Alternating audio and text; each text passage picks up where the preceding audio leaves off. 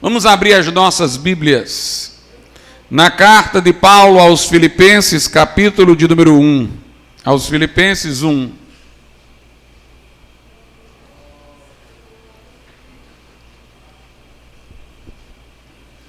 Nós iremos ler os versículos de números 20 e 21. Aos Filipenses 1, versículos de números 20 e 21.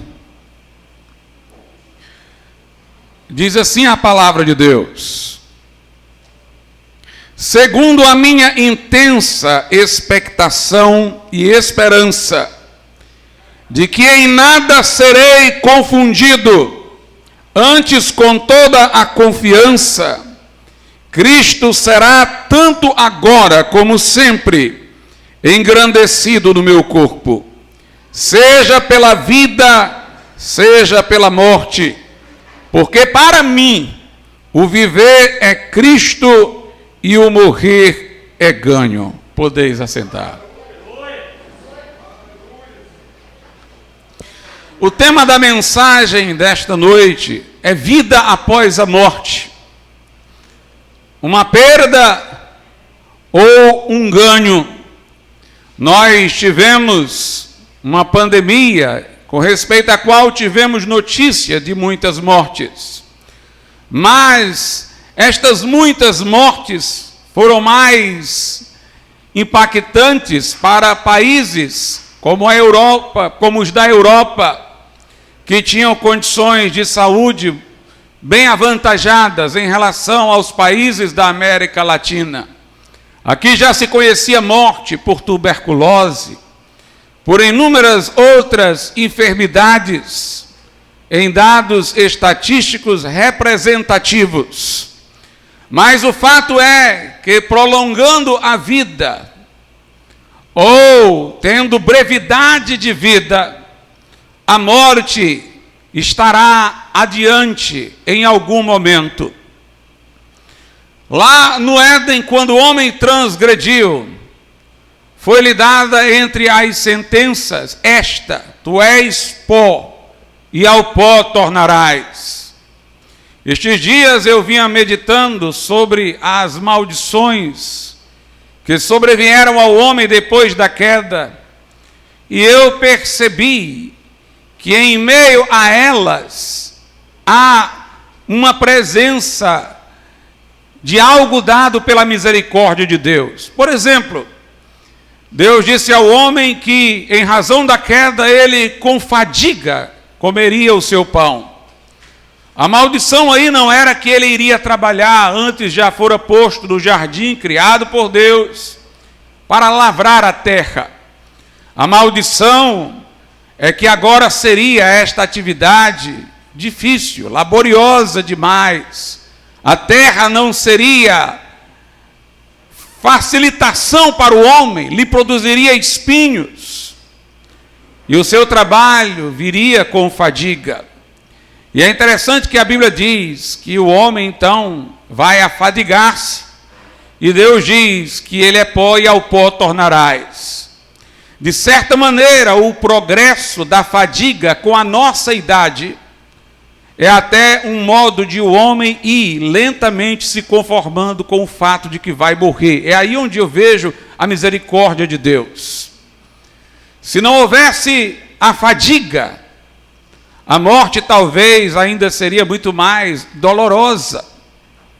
Mas a fadiga que aumenta com o decurso dos anos vai trazendo ao homem, em algum grau, uma aceitação para o fato de morrer.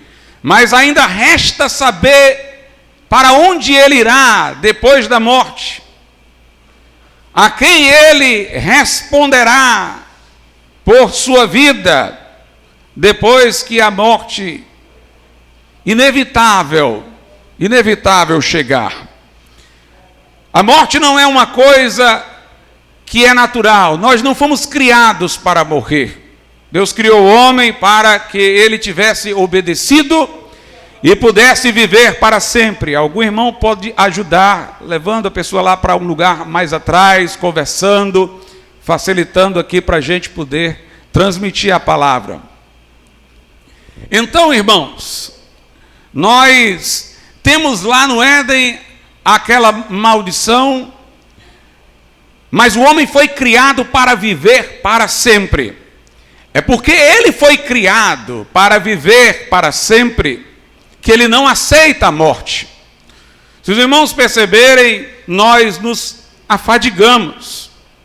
E embora queiramos às vezes fazer mais e somos interceptados pela fadiga, nós damos até uma certa aceitação à fadiga. Nós aceitamos a normalidade do sono, a necessidade de comer, de beber, estas coisas que nos são cotidianas.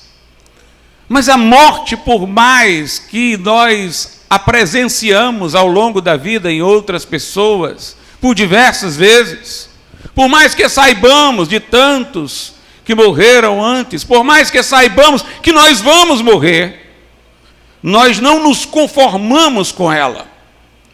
Isso mostra que nós não fomos criados para morrer. A Bíblia diz que a morte é o último inimigo do homem a ser derrotado por Deus, quando houver para aquele que viveu com Jesus a ressurreição para a vida. E, meus amados irmãos, a Bíblia diz que após a morte vem julgamento, vem juízo. O nosso estado pós-morte não é o estado final, porque o nosso corpo vai ao pó, nossa alma subsiste, responde a Deus, vai para algum lugar, conforme nós iremos ver, nossa alma é eterna, mas este estado é chamado de estado intermediário, porque ao final haverá ressurreição física. Obviamente, o corpo sob novas condições que possa estar eternamente existente, mas na ressurreição física, os destinos das almas daqueles que morreram não vai mudar. Apenas vai passar a incluir o corpo. Ou seja, se alguém estiver no céu, vai ganhar um corpo, o seu corpo que vai ressuscitar, para com ele também estar no céu, onde sua alma já se encontrava.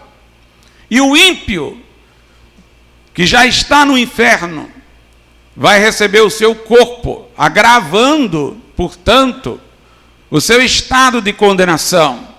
A ressurreição futura não vai mudar os destinos, mas vai incluir o corpo nos destinos. A Bíblia diz, em Hebreus, capítulo de número 9, o seguinte, Hebreus, capítulo de número 9, versículo de número 27. E como aos homens está ordenado morrerem uma vez, vindo depois disso o juízo. Há juízo depois da morte. E juízo é alber. Juízo é céu ou inferno. É salvação ou condenação. Não há, portanto, nenhuma situação aqui intermediária.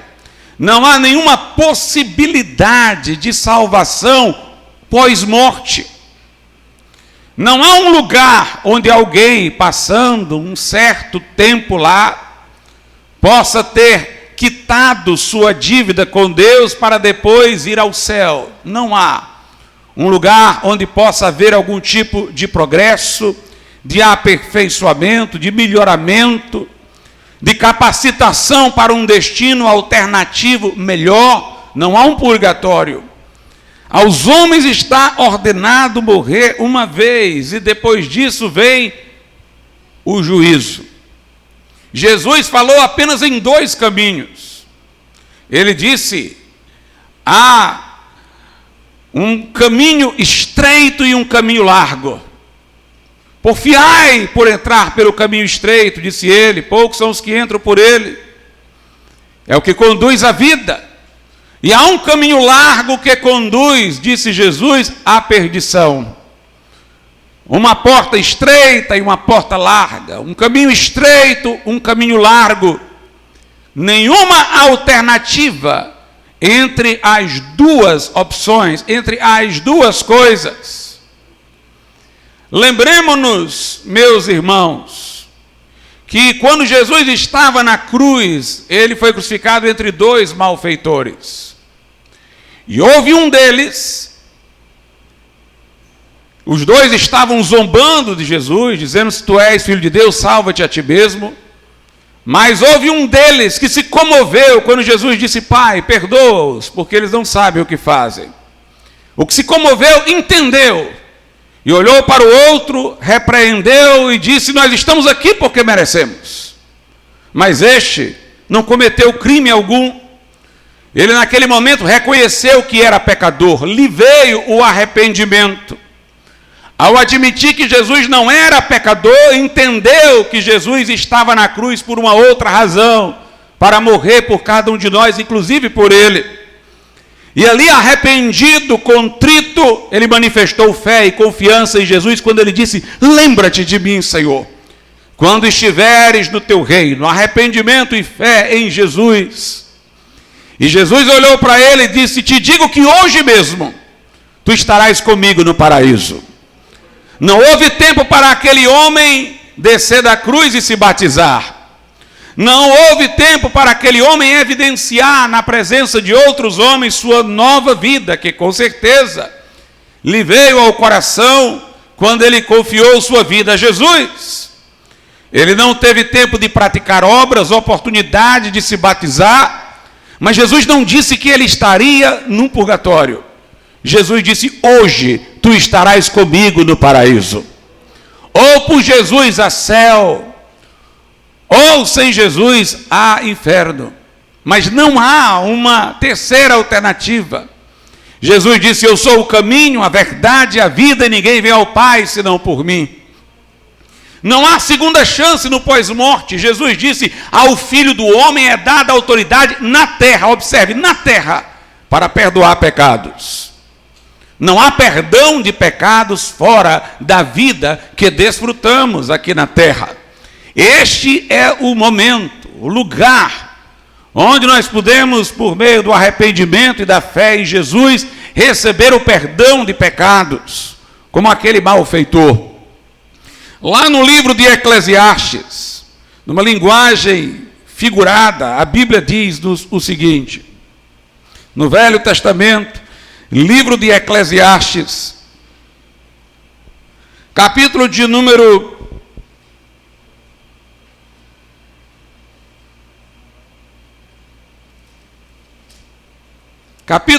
11, verso 3. Estando as nuvens cheias, derramam a chuva sobre a terra, e caindo a árvore para o sul ou para o norte, no lugar em que a árvore cair, ali ficará. Essa linguagem metafórica é para falar da morte. No lugar que a árvore cai, fica. Se cai para o norte, fica para o norte. Se cai para o sul, fica para o sul. Isso quer dizer que se você morrer reconciliado com Deus, você vai para o norte. Mas se você partir daqui sem reconciliação com Deus, você vai para o sul, para o lugar de condenação. A forma como o homem sai deste mundo, em relação a Deus, é a forma como ele estará por toda a eternidade.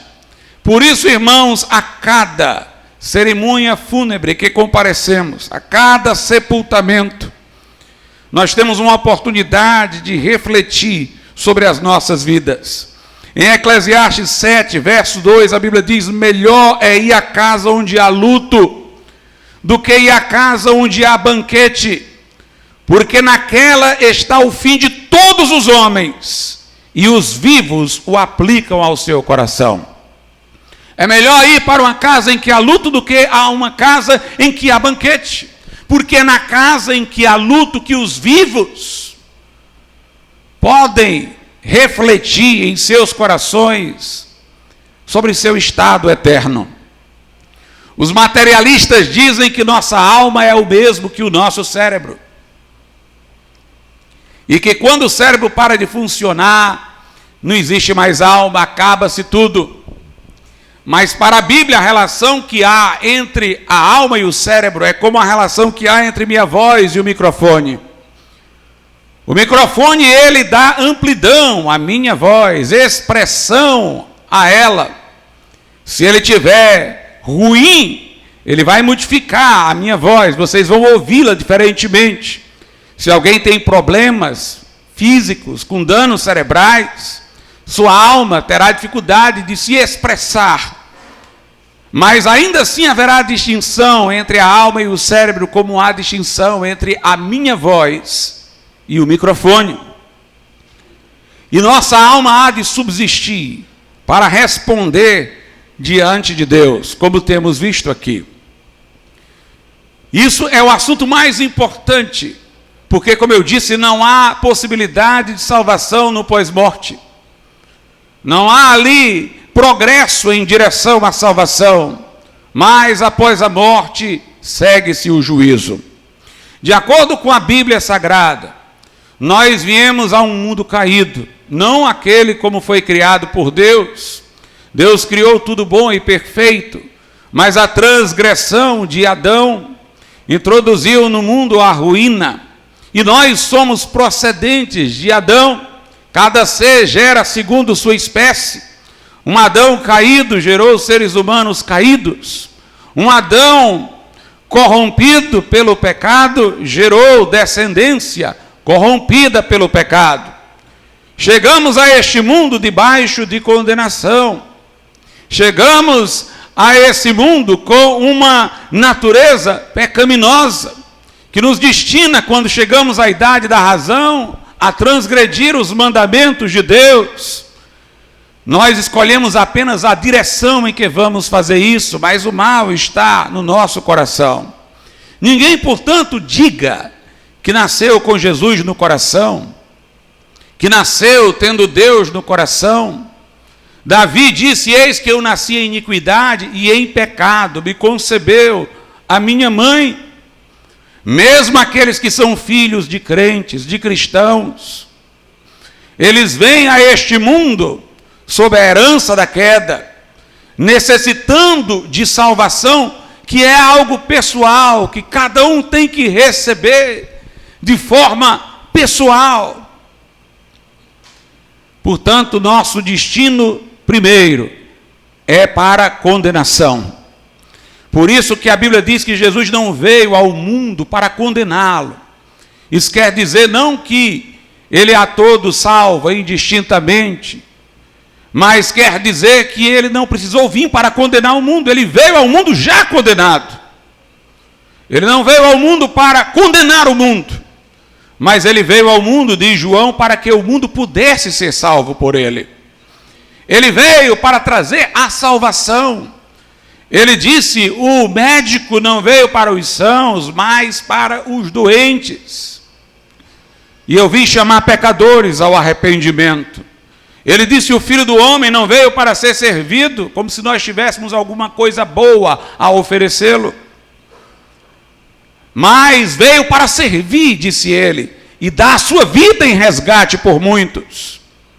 Ele disse: o Filho do Homem veio buscar e salvar o que se havia perdido. Ele veio, portanto, para ser caminho, porta de salvação. São as suas expressões: eu sou o caminho, eu sou a porta, quem entrar por mim salvar-se-á. Ele prometeu salvação aos que viessem a ele: vinde a mim todos vós que estáis cansados, sobrecarregados, eu vos aliviarei. Quem tem sede, venha a mim e beba. Quem crê em mim, como diz a Escritura, do seu interior fluirão rios de água viva. Para que pudesse nos salvar, Jesus teve que se encarnar, fazer-se homem. O Verbo se fez carne e habitou entre nós. Filho de Deus, um com o Pai, consubstancial ao Pai. Sendo divino, ele se fez humano, mas não por nascimento natural, não ligado à raiz adâmica, senão estaria debaixo das consequências da queda. Foi o Espírito Santo que lhe preparou um corpo no ventre da Virgem Maria. E Jesus veio a este mundo com um corpo, mas sem a herança da queda. Ele foi obediente ao Pai em tudo, resistiu à tentação de Satanás no deserto, cumpriu a lei, fez o que Adão nunca fez e deveria ter feito. Mas ele viveu esta vida reta para acreditá-la a nós, para atribuí-la aos que nele creem, para que a justiça de sua retidão fosse contabilizada, imputada, considerada como nossa, que cremos nele. E na cruz, ele levou os nossos pecados e a nossa maldição, que ele nunca os praticou, mas que foram creditados a ele, porque ele os assumiu. Foram imputados a ele, porque ele os assumiu. A cruz fez uma permuta. Ele levou a nossa maldição para que a forma como o Pai dele se agradava em sua vida reta humana pudesse ser a forma como Deus iria se agradar de nós, que nele cremos. Ele morreu substitutivamente, o justo pelos injustos, para levar-nos a Deus. Os animais sacrificados no templo judaico do Velho Testamento o prefiguravam.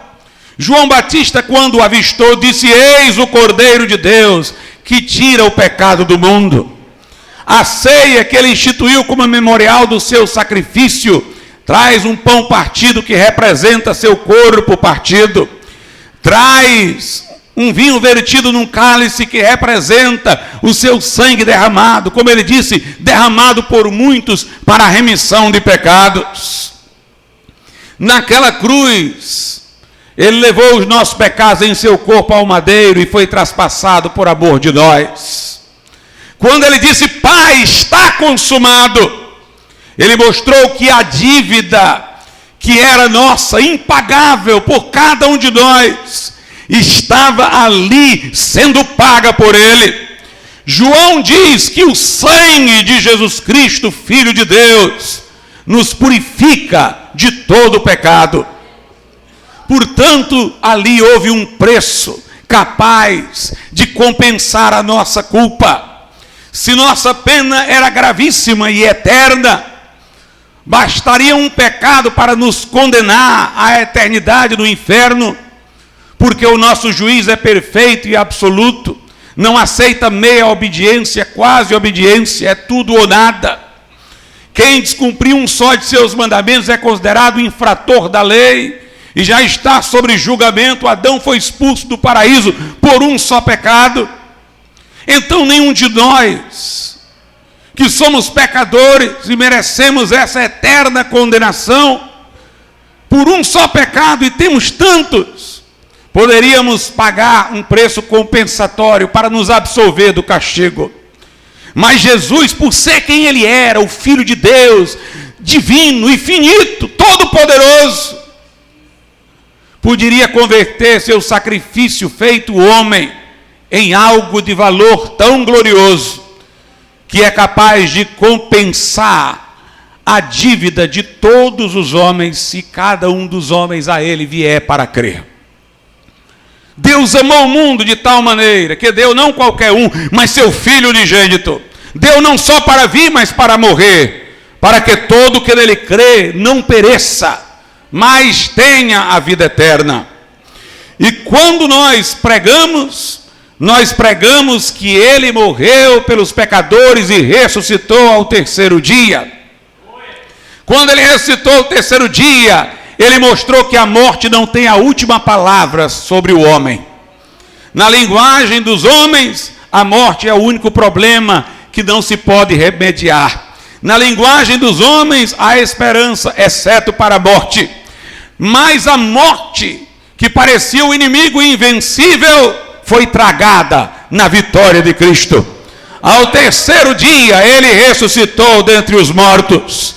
Ele apareceu a João no Apocalipse como aquele que tem as chaves da morte e do inferno. E esse Cristo ressuscitado pode nos garantir triunfo sobre a morte, porque ele a venceu, porque ele a derrotou quando ressuscitou ao terceiro dia, antes de ascender aos céus. Nós pregamos que Jesus morreu e ressuscitou. E convidamos os homens e mulheres a se arrependerem de seus pecados. Se você não reconhece que é um pecador, uma pecadora, se você não reconhece que o seu pecado é grave, você está dizendo que a morte de Jesus foi um desperdício, uma desnecessidade. Você não entendeu nada. As pessoas costumam desculpar os seus pecados, eufemizar, amenizar, encontrar um pior do que elas, para dizer, eu não sou como aquele ali. Mas Deus quer que você se compare com ele. Diante da santidade dele, veja quão pecador você é.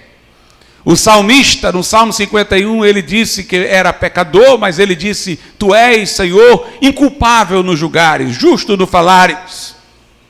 Pequei contra ti somente pequei, fiz o que é mal perante os teus olhos. Não há desculpa, não há ressalvas, não há suavizações. Reconheça que é um pecador.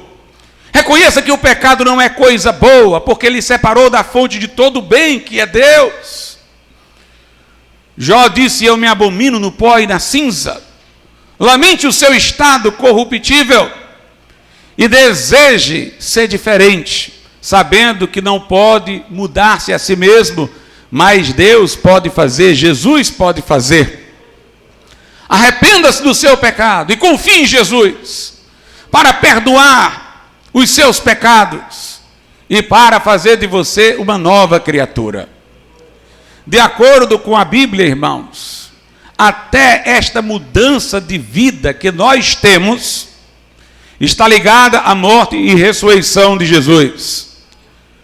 Paulo diz que quando nós aceitamos que Jesus morreu por nós, então para Deus quem estava morrendo ali éramos nós, já que ele morria em nosso lugar, como nosso representante, em nosso nome, recebia o castigo que era para nós.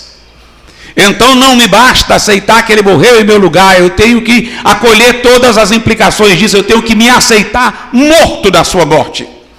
Eu reconheço, Senhor, que aquele que eu era termina na cruz. E eu tenho que receber o Cristo que ressuscitou do meu coração, para que ele me comunique a sua vida ressuscitada. Então, através da cruz, o meu velho homem, aquele homem que eu era, termina. A cruz não é só um evento, é um poder de destruição da força do pecado, de anulação do velho homem. Mas eu também me identifico com o Cristo que ressuscitou. Eu recebo para unir-me a ele. Na linguagem da Bíblia agora, ele é o cabeça e eu sou um membro de seu corpo. Eu agora não estou mais em Adão, eu agora estou em Cristo. Cristo em vós, diz o apóstolo, a esperança da glória. Em Gálatas 2:20, Paulo diz, eu já estou crucificado com Cristo, meu eu já está crucificado com Cristo, e agora vivo não mais eu, mas Cristo é quem vive em mim. E essa vida nova que eu tenho, que é a de Cristo em mim, eu vivo pela fé no Filho de Deus, que me amou e a si mesmo se entregou por mim. O arrependimento dá as costas para o pecado, e a fé recebe Jesus, para ele ser a nossa vida, para a vida dele fluir em nós. Isso não é força de expressão, não é linguagem poética, não é ter Jesus na memória, na lembrança, nos afetos, é tê-lo realmente em nosso coração, não de modo físico, mas através do Espírito Santo. E quando o crente está nessa condição agora, seguro de que na cruz seus pecados foram aniquilados, sua dívida paga, que o sangue derramado ali apagou suas culpas, que o velho homem que ele era terminou na cruz, que ele inicia agora uma nova vida no Cristo ressuscitado, então ele desfruta paz com Deus, reconciliação com Deus, do seu interior fluirão rios de água viva, ele produz o fruto do Espírito. Aquele que está em Cristo agora é uma nova criatura, as coisas velhas já passaram, tudo se fez novo, ele nasceu de novo, é uma nova criatura. novas prioridades, nova mentalidade, novos anelos que são agora por santidade, pelo céu. E mais do que isso, ele tem segurança. Ele tem segurança de que isso que ele encontrou, que dá sentido a toda a sua existência, não se perde com a morte. As outras coisas que você pode possuir aqui, a morte não vai deixar você levar. Mas Jesus lhe acompanhará para além da morte, porque a morte não tem domínio sobre ele. Há 2000 anos atrás, ele mostrou isso. Quando as mulheres foram ao sepulcro visitá-lo, os anjos disseram: por que vocês procuram entre os mortos aquele que vive? Não está aqui, mas ressuscitou. Tudo você pode deixar aqui, mas Jesus vai estar com você. Paulo diz: nada nos separará do amor de Deus que está em Cristo Jesus. Nem o presente, nem o porvir, nem a vida, nem a morte, nem a altura, nem a largura, nem a profundidade pode nos separar do amor de Deus que está em Cristo Jesus. Por isso que Jesus disse: quem ouve a minha palavra, crê naquele que me enviou, tem a vida eterna. Ele não diz terá, ele diz tem. Porque a vida eterna é Jesus no coração do crente. Tem a vida eterna, que vai atravessar a morte e continuar eterna. Não entrará em condenação, mas já passou da morte para a vida. Já passou da morte para a vida. Estaremos para sempre com Cristo, com o Senhor. Por isso Jesus disse àquele malfeitor que se arrependeu na última hora: hoje tu estarás comigo no paraíso. É disso que o apóstolo Paulo está falando aqui na carta aos Filipenses, que nós lemos, que eu vou reler agora. Na carta aos Filipenses, capítulo 1, versículos 20 e 21, diz assim: segundo a minha intensa expectação e esperança de que em nada serei confundido. Note a segurança do crente, ele sabe para onde vai. Antes, com toda a confiança, Cristo será tanto agora como sempre engrandecido no meu corpo, seja pela vida, seja pela morte. Vivendo ou morrendo, Jesus vai ser exaltado na minha vida. Porque para mim, o viver é Cristo. Note, o viver é Cristo. A vida dele agora era a vida de Jesus fluindo nele. A vida dele agora era colorida, ganhava sentido pelo reinado de Jesus em sua existência. Se ele dissesse: a minha vida é aquela casa que eu tenho, então a morte não seria ganho, seria perda.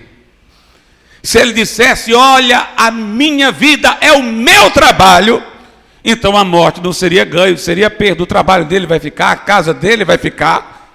Mas ele disse: o viver para mim é Cristo. E se Cristo não se separa de mim com a morte, então a morte é ganho. Eu vou ficar mais próximo dele ainda. O morrer é ganho. A grande questão é essa: a morte para você vai ser perda ou vai ser ganho? Se você não morrer nessa relação com Cristo, então vai ser perda, porque você não tem Cristo para levar para a eternidade. Não há segunda chance no pós-morte. E tudo que você amou e prezou vai ser deixado aqui. A Bíblia mostra, irmãos, como aquele que não tem este encontro com Jesus só tem perdas com a morte. Veja o que a Escritura diz.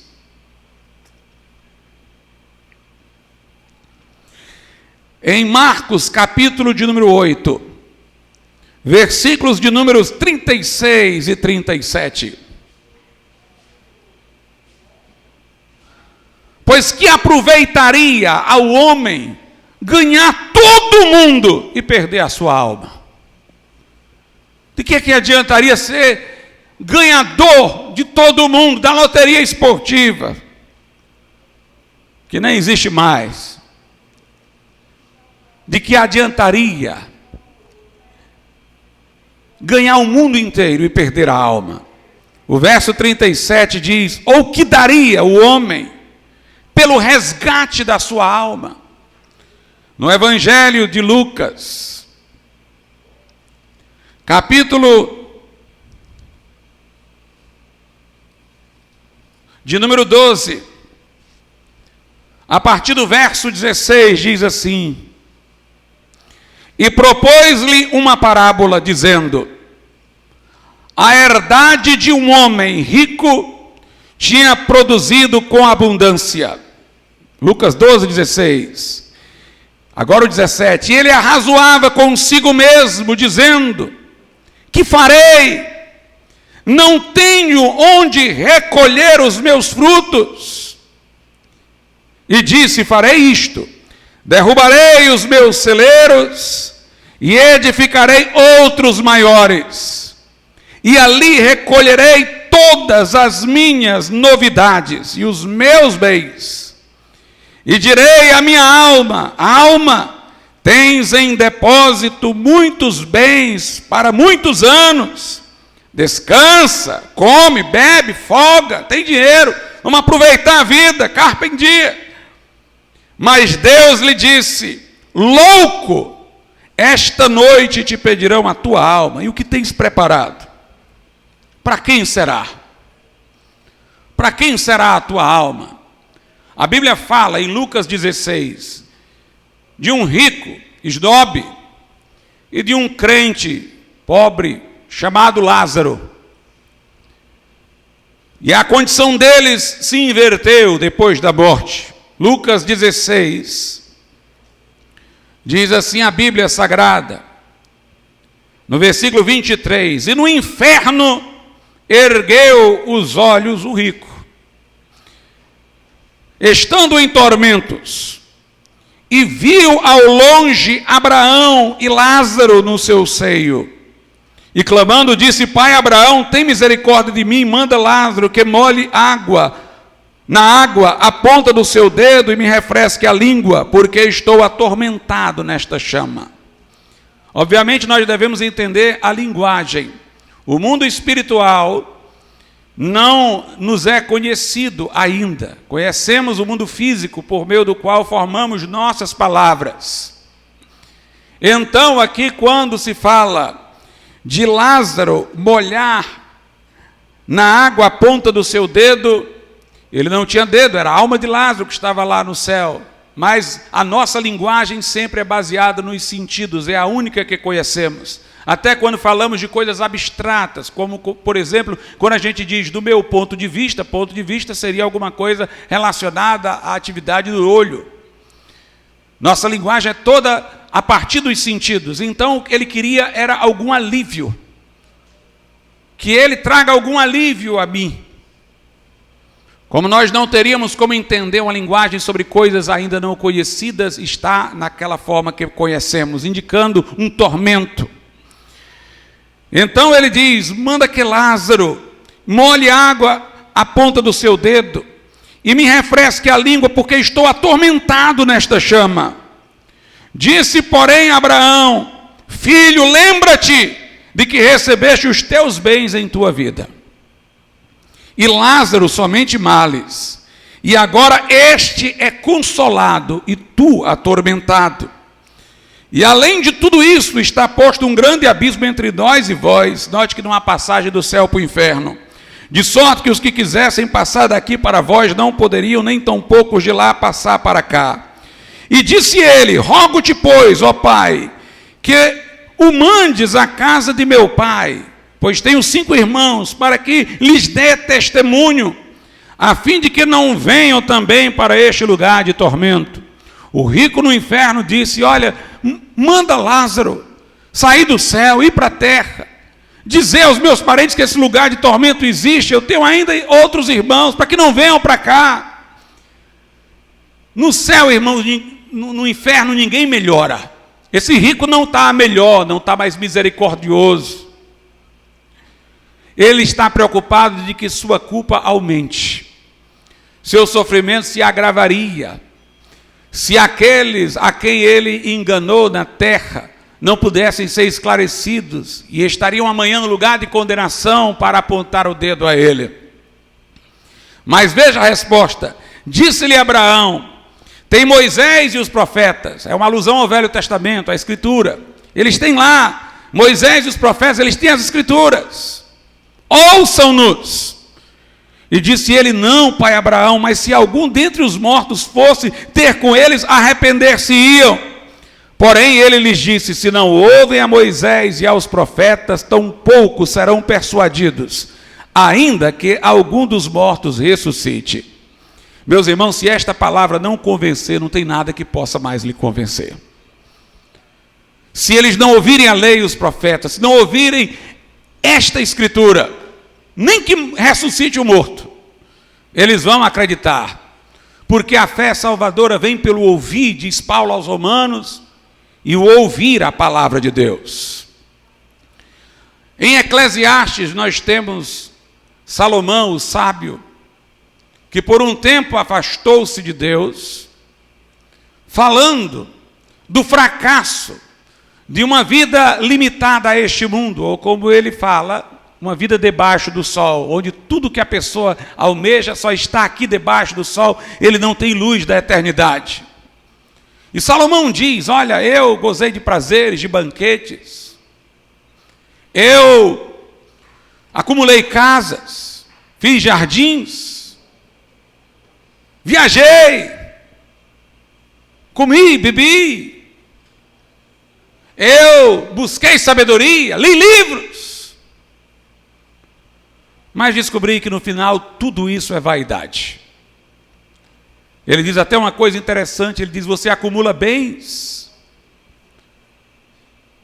para se confortar com esses bens, quando você morre você os deixa, e os deixa para um que não vai administrar conforme você quis, que vai dar destinação totalmente contrária ao que você desejou. Ele diz: viver uma vida pensando apenas aqui é vaidade, é futilidade, é vaidade das vaidades. E ele diz que o jovem já deveria ver isso antes de chegar à velhice e voltar-se para Deus. Em Eclesiastes 12, ele diz: lembra-te também do teu Criador nos dias da tua mocidade, antes que venham os maus dias e cheguem os anos, dos quais venhas a dizer: não tenho neles contentamento.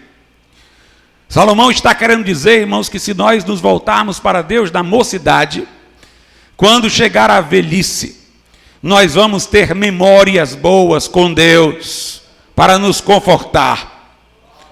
Mas se você não lembrar-se de Deus logo, chegando o tempo do cansaço, do enfado, da velhice, sem Deus só lhe restará as dores e os dias sem contentamento. E ele diz no verso 2: antes que se escureça o sol e a luz, e a lua e as estrelas, e tornem a vir as chuvas depois da chuva. Ele vai dizer lá no versículo 6, como se fosse antes de morrer, ó, antes que se rompa o cordão de prata, e se quebre o copo de ouro, e se despedace o cântaro junto à fonte, e se quebre a roda junto ao poço, e o pó volte à terra como era, e o espírito volte a Deus para prestar contas que o deu. No verso 8 ele diz: vaidade de vaidades, diz o pregador, tudo é vaidade neste mundo. Volte-se para Deus antes do dia final, para que você possa dizer: o viver é Cristo e o morrer é ganho, para que você possa dizer: eu estou certo de que em nada serei confundido, mas que Jesus vai ser exaltado no meu corpo, quer eu esteja vivendo, quer eu morra.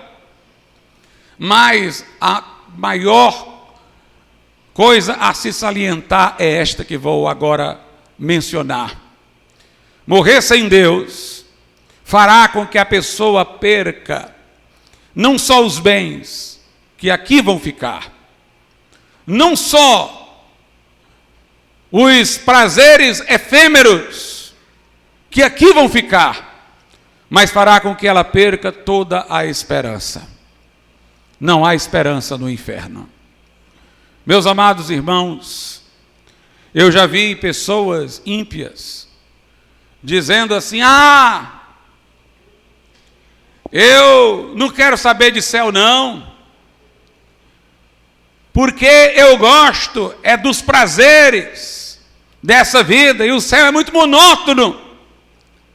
Não tem os prazeres que eu usufruo aqui, os prazeres da amizade, de uma boa comida. Eu não quero esse lugar monótono, não. De acordo com a Bíblia, irmãos, é Deus que traz aos instrumentos de sua criação motivo de alegria. É Deus que traz o prazer da comida. Eu lembro-me de um colega professor, idoso, foi meu orientador de mestrado. Ele idoso, ele dizia: Glauco, um dia você vai descobrir na velhice que não adianta mais colocar um alimento bem gostoso e um outro comum. Você não sente mais gosto. Não é a comida que tem gosto, é Deus que dá gosto à comida. É Deus que dá prazer à amizade. Quando criança, meu filho disse: papai, no céu vai ter essa brincadeira aqui, vai ter essa comida que eu gosto. Eu disse: tudo que você achar bom disso daí vai estar no céu. Eu não sei se vai ter essas coisas, mas o que de bom você encontrou nelas vai estar lá no céu, porque o Deus que faz essas coisas propiciarem esses prazeres estará lá. Estará lá. Quando os homens excedem as coisas boas que Deus nos deu, vão atrás de sexo fora do casamento, vão atrás do excesso, do comer, da gula, isso já não é mais prazer, isso vem acompanhado de culpa, de transtornos e dor. É uma ilusão. A intemperança cobra o seu preço já nessa vida. A falta de domínio próprio, a busca dos prazeres fora dos limites que Deus estabeleceu. Mas tudo que é bom e verdadeiro e não maculado, de alguma forma nós encontraremos os prazeres que estas coisas propiciam lá no céu. A idolatria do homem é quando ele olha para essas coisas e acha que o prazer está nelas, e não naquele que as criou. Mas é em Deus que nós temos todas essas alegrias. O ímpio vai perder tudo isso. O que não se reconciliar com Deus vai perder tudo isso, mas vai perder, acima de tudo, a esperança. Porque o inferno é eterno. Em Mateus, no capítulo de número 25,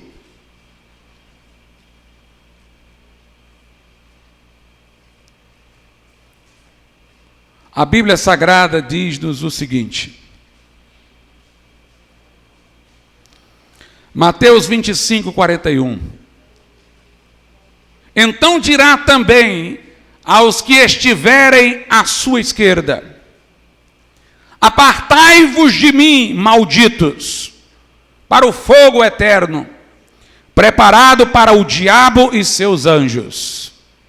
Deus não preparou o inferno para o homem, preparou para o diabo quando ele caiu. Mas os homens é que, seguindo o caminho do diabo, se endereçam para o inferno. Mas note como o inferno é chamado aqui fogo eterno. No versículo 46 de Mateus 25 diz: irão estes para o tormento eterno, mas os justos para a vida eterna. Meus amados irmãos, justos aqui não são pessoas simplesmente melhores em obras do que outros, porque todos pecaram e destituídos estão da glória de Deus. À luz do rigor da justiça de Deus, a Escritura diz: não há um justo, nenhum sequer.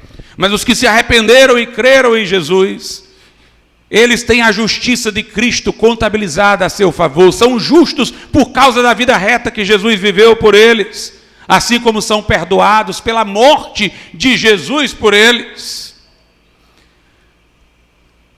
Haverá pessoas que são respeitáveis, que viveram uma vida cívica elogiável, que vão para o inferno, simplesmente porque não quiseram ter um encontro com Jesus. Como haverá homens como aquele malfeitor do lado de Jesus na cruz, viveu a vida toda ímpia, mas em algum momento arrependeu-se e creu. Tem gente que tem dificuldade de aceitar, mas como é que pode? Na última hora ele se arrependeu e Deus esqueceu tudo. Entenda, o homem que entrou no céu não é aquele malfeitor que viveu antes. Aquele malfeitor que viveu antes e que creu ali na cruz, morreu na cruz. O malfeitor que entrou foi aquele que já não era mais malfeitor. Era um novo homem constituído por Deus. Pela graça sois salvos por meio da fé. Isto não vem de vós, é dom de Deus, não vem das obras, para que ninguém se glorie. Não haverá esperança no inferno. Imagine isso, uma pessoa passar milhares e milhares de anos, que depois se tornam milhões e milhões de anos, bilhões, trilhões, e ela vai olhar para frente, e ainda não há luz no fim do túnel. Não tem fim, não tem término para aquilo ali.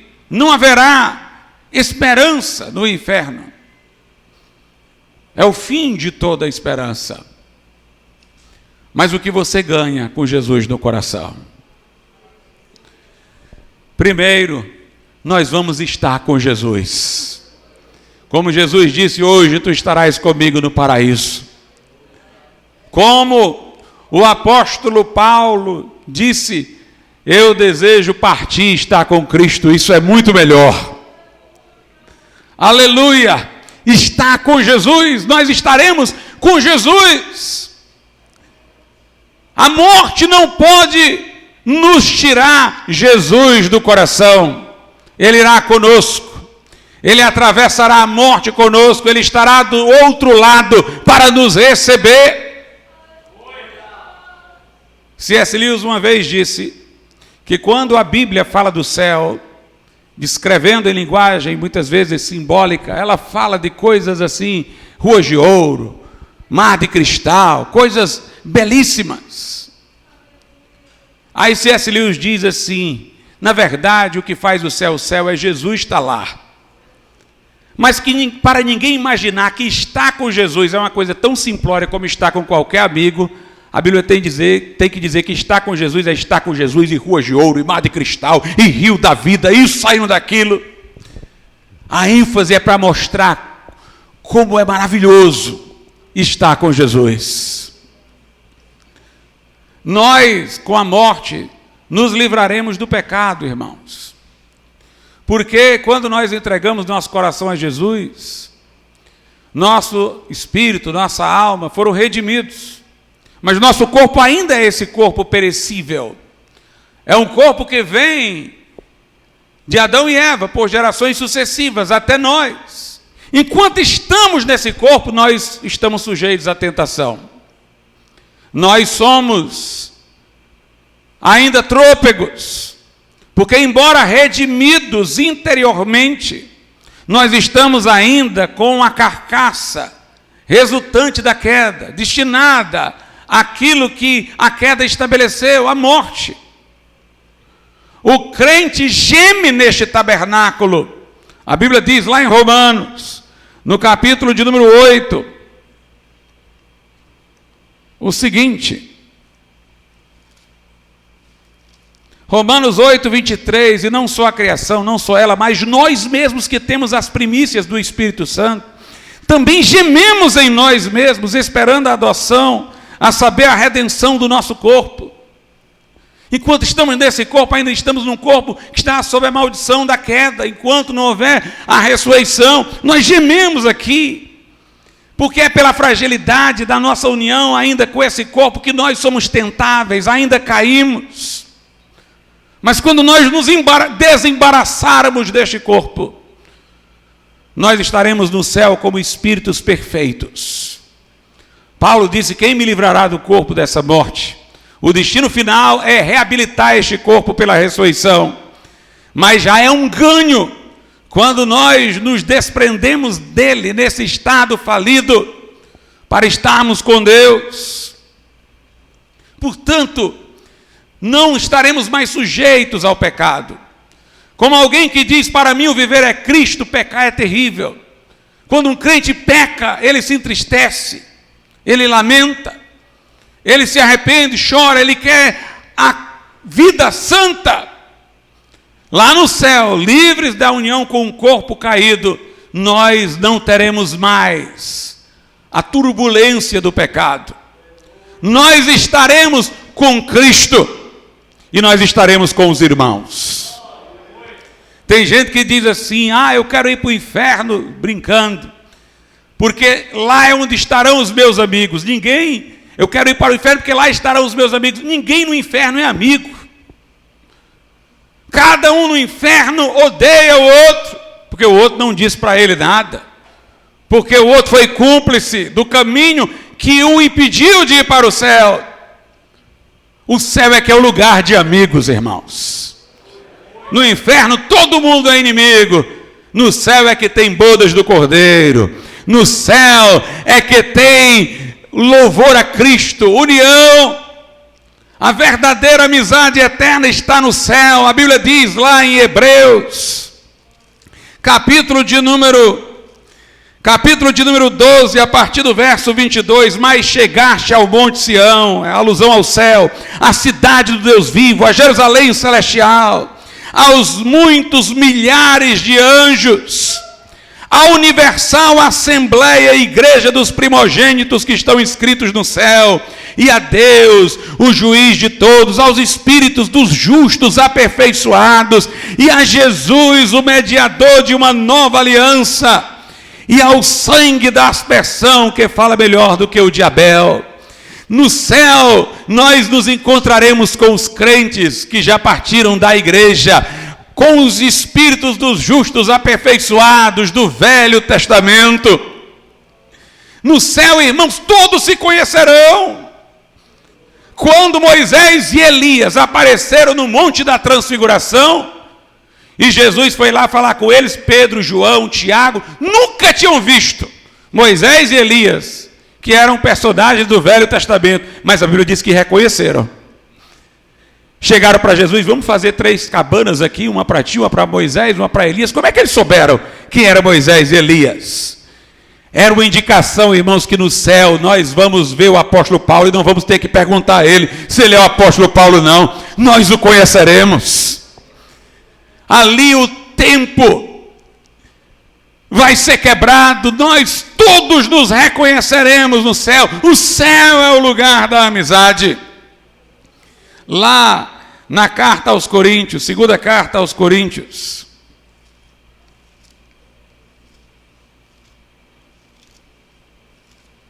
capítulo de número 4, a partir do verso 16, a Bíblia diz: por isso não desfalecemos, mas ainda que o nosso homem exterior, o corpo, se corrompa e envelheça, o interior, contudo, se renova de dia em dia, porque a nossa leve e momentânea tribulação produz para nós um peso eterno de glória, muito excelente, não atentando nós nas coisas que se veem, mas nas que se não veem, porque as que se veem são temporais e as que se não veem são eternas.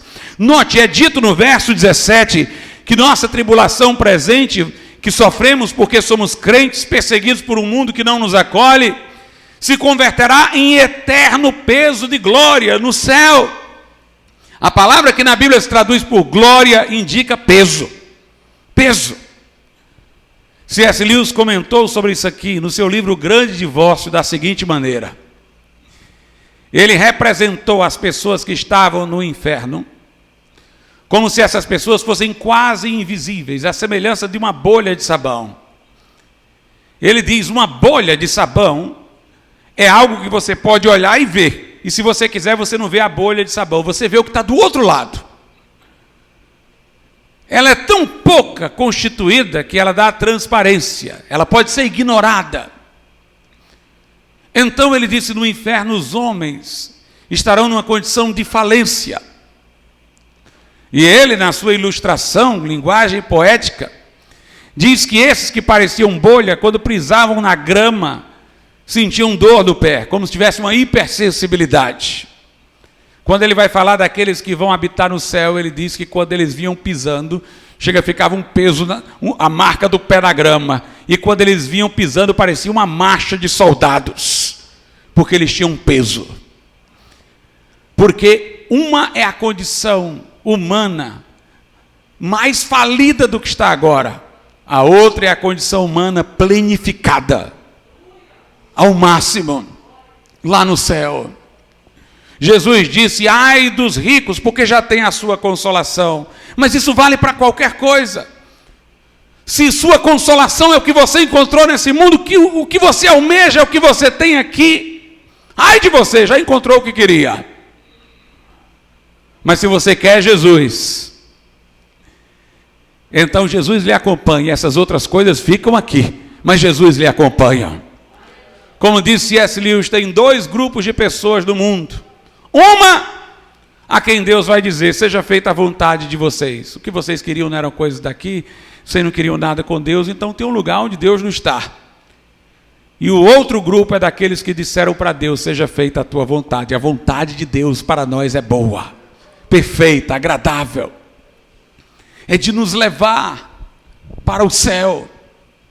O viver é Cristo e o morrer é ganho. Essa é a esperança do céu. Você está vivendo para na morte perder? Ou você está vivendo para na morte ganhar? Vamos ficar de pé. Convido os irmãos que tocam a virem.